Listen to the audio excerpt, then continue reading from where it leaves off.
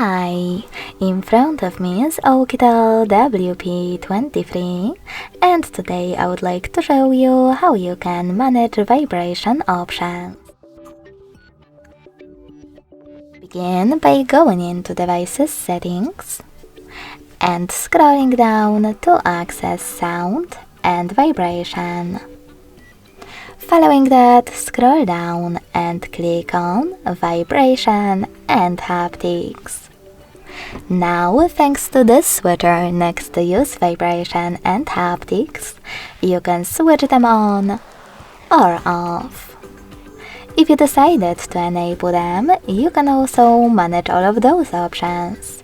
By clicking on the switchers next to them, you can enable or disable haptic feedback for ring vibration, enable or disable option vibrate first then ring gradually, and also turn on or off haptic feedback for notifications, alarms, touches, and media.